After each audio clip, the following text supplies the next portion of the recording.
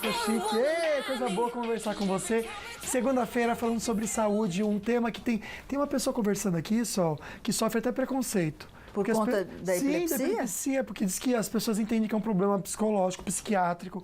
Então a gente está aqui realmente aprendendo e entendendo o que é. Dr. Mário Jorge, ele que é neurologista, entende tudo, pode fazer sua pergunta, tirar sua dúvida, mas algo que faz bem para a saúde, para tudo, com certeza é comer bem. Comer bem, deliciosamente, com qualidade. A gente sempre fala da Cooper, você tem que cuidar da sua alimentação. Então, leite, derivados da Cooper, que tem os melhores produtos para você e para sua família. Leite pasteurizado, queijo, requeijão, manteiga, tanta coisa gostosa, com tanta qualidade. E a Cooper está sempre facilitando a sua vida. Você pode receber tudo na porta da sua casa. É o serviço domiciliar Cooper, o telefone está na sua tela, 2139-2230, você faz seu cadastro e pode pagar a conta, olha que legal, no 5º dia útil do mês seguinte e sem sair de casa. 2139-2230, serviço domiciliar Cooper é tudo de bom, deliciosamente de bom para você, viu, Luquinha? Com certeza, delicioso. Olha que interessante, estava comentando sobre ele. Ele fala assim, ó, excelente pauta, parabéns, vai ser muito esclarecedor e fará muito bem para acabar com os preconceitos que nós epiléticos sofremos. Ele comenta só que não é fácil, porque todo mundo confunde problema neurológico com problema psiquiátrico. É verdade. Aí ele fala que é difícil para aposentar, é barreira para conseguir oportunidade de trabalho também, e esses preconceitos que eu acho que é interessante. É o Rodrigo Batista de Oliveira, em Lorena, que ele está conversando com a gente. Obrigada, Rodrigo. Mas assim, Rodrigo, geralmente quem julga é a pessoa mal resolvida da vida, entendeu? Então não esquenta não, porque quem tem a vida boa, quem está bem resolvido da vida, não liga para a vida dos outros, não. Então eu sei que dói no seu coração, a gente entende, mas releva porque a vida dá sempre resposta. Agora, quando a gente fala em epilepsia, eu gostaria de entender, e nós temos uma animação aqui, doutor, o que ocorre no cérebro da pessoa que sofre da epilepsia? Isso aqui é uma vista. O que é isso? Ela está tendo convulsão. Aqui está tendo uma crise convulsiva. O cérebro é uma vista aqui lateral do cérebro. O cérebro tem várias conexões, várias redes neurais. As células do cérebro se chamam neurônio. Foi muito rápido. Vai estar rápido, Igor. Segura um pouquinho pro doutor. Volta um pouquinho na imagem do cérebro. Voltar, já é. Para a gente poder entender. Ele vai frisar, ele vai parar no cérebro. Então, as células do cérebro chamam neurônios. Esses neurônios, isso aqui é um cérebro numa vista lateral. Se você tem esses neurônios, todos se ligam, né? Tem um lobo frontal, parietal, occipital e temporal. Cada lobo faz uma coisa. E esses se ligam, são as redes neurais. Né? O que acontece? Em algum ponto aqui do cérebro, há uma descarga do neurônio. Neurônios se descarregam de uma maneira excessiva.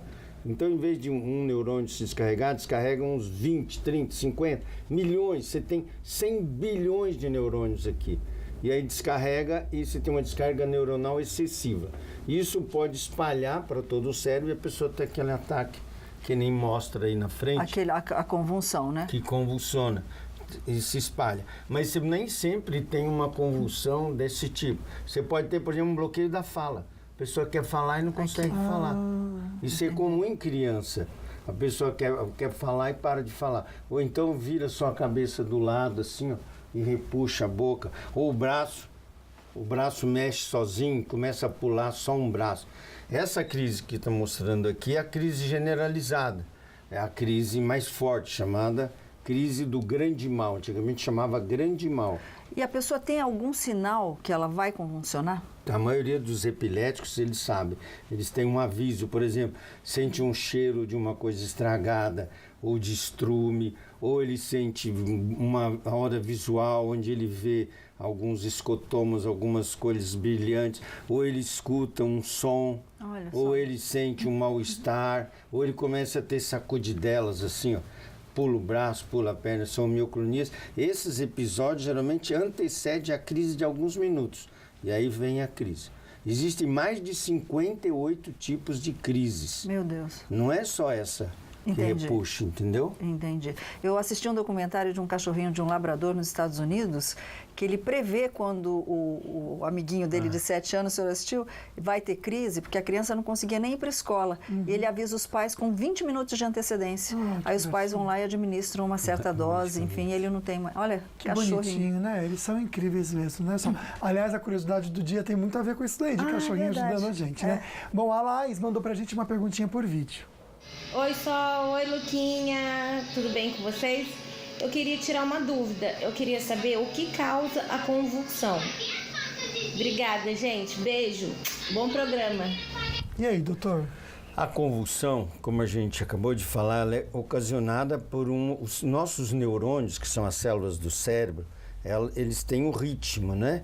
Eles se descarregam no ritmo. Entra uma substância chamada sódio na célula e sai um potássio, e aí funciona. Por exemplo, eu estou pensando, falando com você agora, mexendo no meu braço, porque meu cérebro está todo controlando, está funcionando direitinho. De repente, ele sai do ritmo. Um neurônio ou um grupo de neurônios, chamado grupamento de neurônios epiléticos, eles começam a sair fora do ritmo, descarregar suas energias elétricas numa vez só. E aí eu vou ter uma convulsão. Isso é decorrente de uma descarga de neurônios excessiva no cérebro. As causas são muitas causas. Olha só. E a dona Marisa Sanseverino, você conhece a dona Marisa Minha Sanseverino? mãe maravilhosa, um beijo, mãe. Um beijo, dona Marisa. Ela Eu pergunta... também conheço. O senhor conhece também, mesmo, né, doutor? Conheço. Ela pergunta assim, doutora, a convulsão na terceira idade pode ser atribuída a que situação?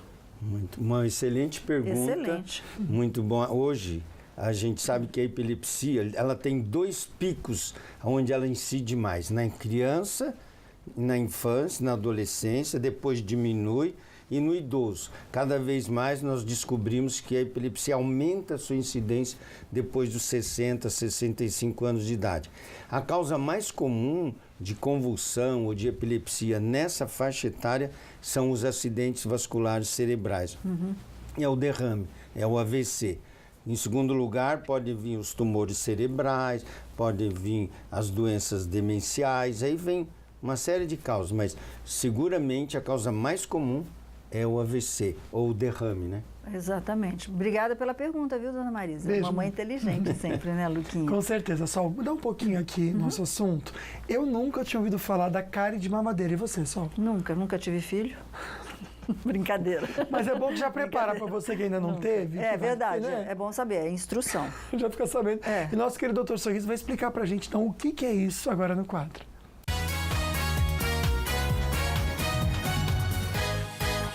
Boa tarde, Solange. Boa tarde, Lucas. Boa tarde para você que está nos assistindo aqui no programa Falando Nisso.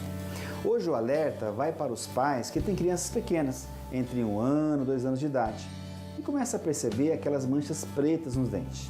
O que pode ser essas manchas e como podemos evitar?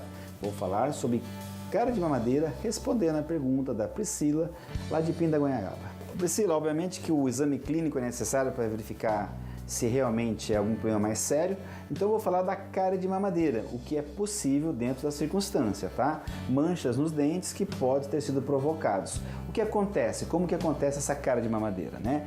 Então uma criança, quando você dá o mamar para a criança, a mamadeira, nós temos, o mamar não, né? O do peito não provoca esse tipo de problema, tá? Mas a mamadeira sim, tá ok? Você tem que fazer a higienização da criança, porque a criança quando toma a mamadeira, né, se alimentou, ela geralmente ela cai no sono, ela fica sonolenta, enfim. E essas bactérias que vão ficar ali junto com a lactose, enfim, que a criança já tem presente na boca, pode provocar a cárie de mamadeira, ok? Então, qual é a característica da cárie de mamadeira, né? Você vê as manchas pretas, né? O dente já desgastado, com cavidades, perda de substância, ou seja, perdeu o pedaço dos dentes, né? Pode ser uma mancha até, inclusive, mais preta do que vocês estão observando aqui, ok? Então, é importante, logo após a amamentação, quando você dá a mamadeira para a criança, é importante fazer o quê? A prevenção. Como que você faz a prevenção? Você pode usar uma gases, uma fralda limpa, úmida e fazer a limpeza, né, do rebordo da mucosa da criança, dos dentinhos já presentes nessa cavidade bucal, na boca, tá ok? E também tem nas lojas especializadas esse dedal de borracha, que ele tem a silicone aqui e você pode eventualmente estar escovando e deve fazer essa higienização, mesmo com a criança sonolenta. Né, para poder fazer o quê? Remover a quantidade de aqueles restos alimentares que ficaram presentes, para evitar que possa acontecer esse tipo de problema com relação à cárie de mamadeira. Com relação à pasta, sempre utilizar pasta, se for utilizar pastas sem flúor, tá ok? Se a criança não tem nenhum dente ainda, você pode estar utilizando, obviamente, um pano úmido, alguma coisa nesse sentido. E deve higienizar o rebordo da criança, sim, mesmo aqueles que não têm dente ainda, ok? Se você tem alguma dúvida ou quer participar, você pode ligar para o nosso telefone na clínica, o código de área é 12 39224296, ou ainda mandar uma mensagem de texto ou vídeo para o nosso WhatsApp. 12 988 42 4296. Tenha uma boa tarde, saúde e paz para todos.